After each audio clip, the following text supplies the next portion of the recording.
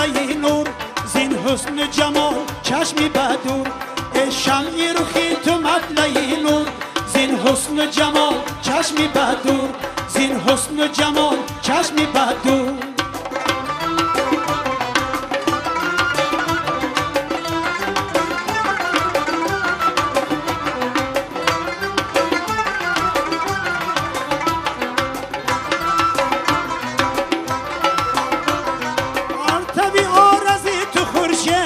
چون شم در آفتاب بی نور رخساری تو با جهان فروزی ماننده ای آفتاب مشهور رخساری تو در جهان فروزی ماننده ای آفتاب مشهور ای شمعی رخی تو مطلع نور زین حسن و جمال چشمی بدور ای شمعی رخی تو مطلع نور زین حسن و جمال چشمی بدور زین حسن و جمال چشمی بدور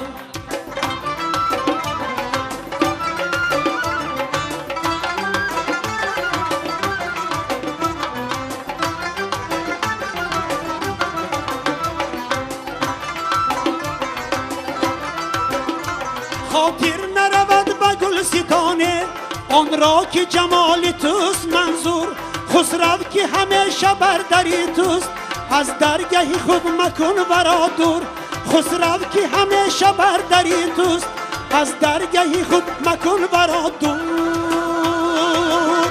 ای شمعی رخی تو مطلع نور زین حسن و جمال چشمی بدور ای شمعی رخی تو مطلع نور زین حسن و جمال چشمی بدور زین حسن و جمال چشمی بدور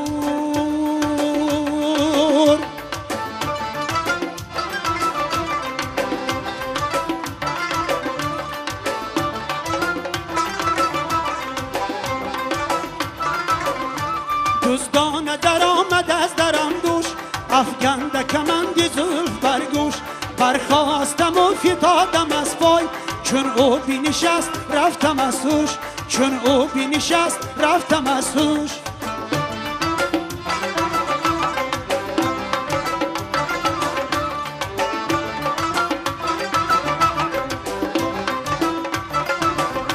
آن کس که ببیندد به یک بار ملکی دو جهان کند فراموش آن کس که ببیندد به یک روز ملکی دو جهان کند فراموش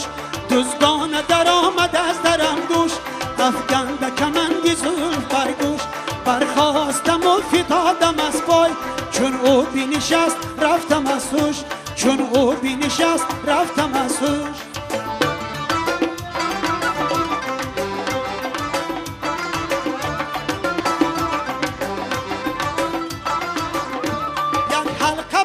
خسرو انداز